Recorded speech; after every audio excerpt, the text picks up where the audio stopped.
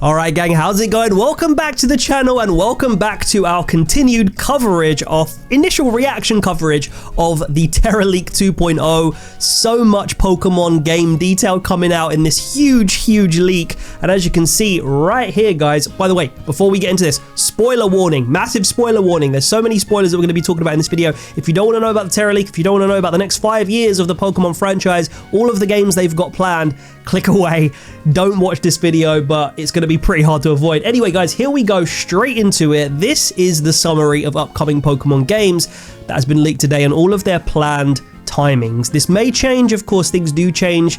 There are technical things to thrash out. There sometimes are ideas that get pivoted. I've spoken about this in all of my other videos, and originally the DLC location of Gen 9 Scarlet and Violet was supposed to be in Kalos. That ended up becoming the Legends game.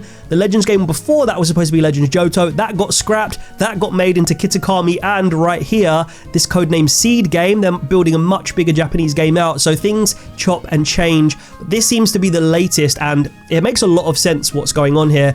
This appears to be the latest kind of time scale and forecast of the next 5 years of Pokemon games. It's a huge time and a very exciting time to be a Pokemon fan. There's so much in the pipeline. There's so much planned from a Pokemon perspective. So we've obviously got the Mega Dimension coming out. Again, guys, I don't know anything about ZA yet. I'm not looking at ZA leaks. I'm specifically avoiding them because we're going to be covering them in our playthrough when we actually start playing the game. And episode 1's probably out about now, so go check it out on the channel. But yeah, the Mega Dimension is obviously the focus of 2025 into early 2026. Pokemon Day comes on February the 27th every single year. We're also entering the 30th anniversary era of Pokemon, which is going to be big, and you can see here that Gen 10, which we've already done a video of in terms of our initial reaction, that is going to be released in 2026 as well, so probably the back end of next year, maybe even in about a year's time from right now. Then after that, you've got a Gaia DLC, which was pretty predictable, makes a lot of sense. And then they move on to the next Legends game, which is Legends Galar. We've just covered a video yesterday about that as well, or if not yesterday, very recently.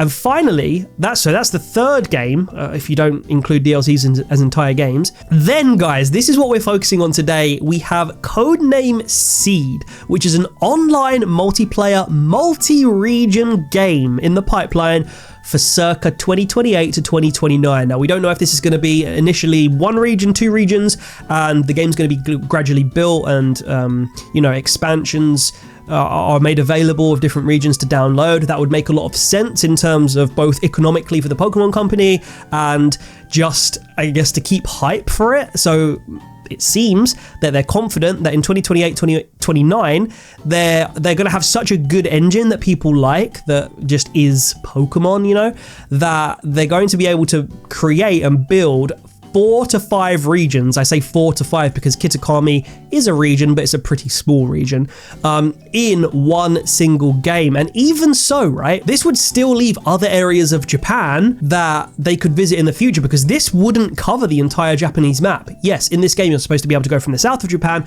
to the north of Japan, and we'll talk more about that in a second, but there would still be bits to the east, bits of countryside that we have not yet seen. So it still leaves the potential for more Japanese regions even in the future, and that's good because I really wanted them to do a holistic Japanese game.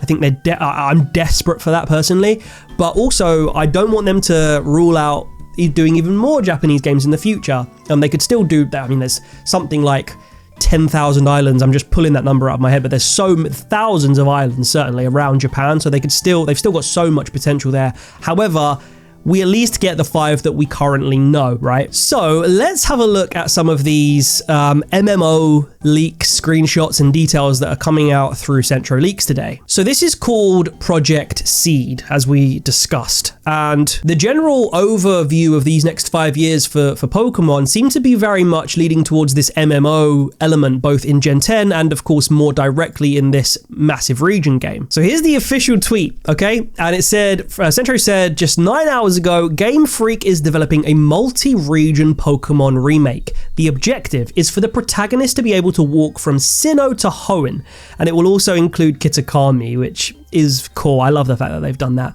The code name of this game is Seed. Now here is the kind of, I guess this is just a sort of like mood board of sorts, and this appears to be a direct Game Freak screenshot or file. You can see here, somebody pointed out in one of my videos, this might be like a Jurassic World frame of some sort. I don't know where this is from. I thought that these over here were literally like Pokeball Ferris wheel capsules. I don't know if this is a different Nintendo game, or I don't know where this is from, but these are just kind of like mood images that have been put together for Project Seed. We don't see too much actual like visual or screenshot or builds of this game just yet. We kind of just know it as a concept. This is super in line with what I've been thinking Pokemon are going to do in the next few years. You guys, if you've been watching my videos, you'll know that I've been talking about Pokemon having this holistic view, revisiting their origins of Japan with all the Japanese imagery of what made Pokemon so famous and successful in the first place, revisiting all of those regions as a kind of like homage to what made them in the first place. It was an idea that I just thought would be so good, and I'm not going to say that I knew that they were going to do a Japanese game in all of its entirety, but I thought they might at least combine Sinnoh, Kanto and Johto as a kind of little trio. This though, as you can see here, appears to combine all the regions, and here's what I was talking about earlier. There's so much of Japan. Just look at this whole area, so much of Japan left for them to potentially explore in the future, and so they probably will have to like either make it, so you can see here all of the regions. I think this is Hoenn in the south. Kanto and Johto are kind of here in the south of the central bit of Japan. And then right in the north, you've got Sinnoh. So how you get from Kanto and Johto to Sinnoh, it would imply that this whole area is just like it doesn't exist in Japan if you're doing it by land. I mean, as we know, there's a place called the Sinjo Ruins, right, which is supposed to be kind of like between the space of Sinnoh and Johto. In Legends Arceus, if you look out to those mountains, you can imagine Johto is literally on the other side of Sinnoh, or Hisui as it's called back then, right? But the other side of that map. So I don't know if they're gonna make this game and be like, okay, that's it, there's no more Japan regions ever. If this bit gets deleted and it's just a seamless transition from Johto here to, or I think this is actually Kanto, but from this Johto and Kanto region straight up to Sinnoh, then it means that this is deleted basically. Or they could just make it so that you can kind of like surf around the side and imply that there's more like north of this. Maybe you could go to some islands for this bit. And yeah, the idea is that you go from the south to the north. You can walk the whole map or traverse the whole map. I just hope that this means that there's more Japanese region potential in the future, although I really do want to see them explore other areas as well, of course. Now, Centro does specifically say that the objective is for the protagonist to be able to walk from Sinnoh to Hoenn, and that will also include Kitakami. So walking probably does imply, and sorry to be hung up on this point about whether or not there'll be other potential for other Japanese regions in the future, but it looks like you will actually be able to just like walk all the way through Japan in this game. So either way, all 4 regions, give it to me right now. All of the classic regions, Gen 1 to 4, I cannot wait for this. So here's a little bit more detail. So Pokemon Project Seed is not only the dream multi-region Pokemon game that people have always asked for, it also appears to be an MMO. Now we'll read this bit in a second, but one of the things I used to love, it was a fan-made game. Loads of people will have experienced this if you're kind of like a millennial or you're in your late 20s to 30s.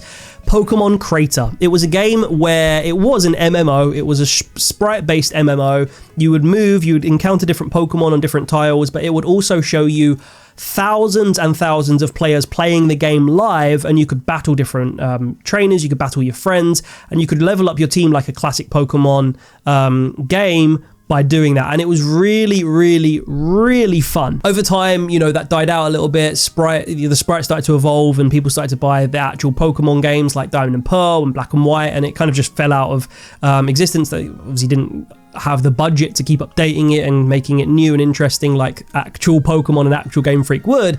But it says here, Seed is a prototyping project for a next generation online game. So it does specify online, playable by multiple people, set in a region that connects Hoenn and Sinnoh. Apologies again, guys, I can't read Japanese. If you can, please let me know what this says. But we have some like concept art again here. This looks amazing, like a really sort of countryside focused, really authentic Japanese imagery kind of screenshot there. You've got some of the towns as well, so this kind of looks like maybe Tokyo or one of the big kind of Japanese cities. You've got some more like Japanese towns with a river running through it. It almost looks like it could be like Jubilife Village or something, but I mean, we don't know when this is set. I would imagine it's set in the modern era. It might not be, but this idea of a multiplayer game where you can like do all of the things that you used to be able to do in Pokemon Crater, but in a fully fleshed out Switch 2 graphics, like 3D model world, it will just be beautiful. Firstly, just to look at. I'm just excited about what this game will actually visually look like. I think it will take our breath away. I think it will remind us of where the Pokemon origins came from. I think we'll be able to go from countryside settings all the way to like busy cities, and hopefully in like 4 or 5 years time when this game actually comes out, they will actually have figured out how to make like games feel alive. And judging by, you'll know this if you watch my Gen 10 reaction video and all the leaks that came out about that, judging by what they're doing and what they're building, these wind physics, these wave physics, these kind of like interactive environments and these self-generating areas, this could be a real good time for them to do a game like this. Now, so far, we don't know too much about the details in terms of how the gameplay itself is. I'm sure it would be kind of like an Elder Scrolls Online kind of RPG based thing where there's wild Pokemon, you can catch them, your friends can join your lobby, and I don't know, like go on quests and raids. I think there'll be a real big mission focus where you can get like experience and catch certain Pokemon. Different Pokemon hanging out in different areas. I'm hoping that you can go, you know, on the sea, in the land, dig underground, potentially go in forest areas. I hope that this is just a real pure open world masterpiece. We don't know too much about this. I'm sure there'll be more details coming out about this in the coming days and weeks.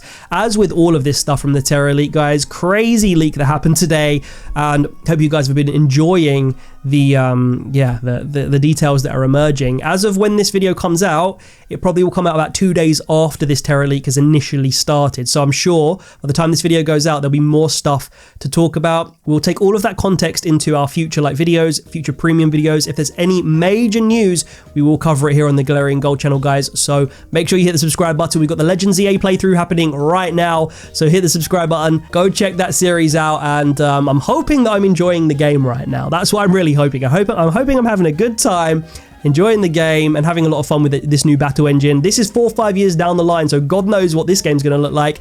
But anyway, guys, can't wait to talk more about this. Can't wait to see more details emerge, and I'll see you in the next one. Take care. Let me know all of your thoughts about this down below. Let me know if there's anything I've missed, and I'll see you soon. Love you, gang.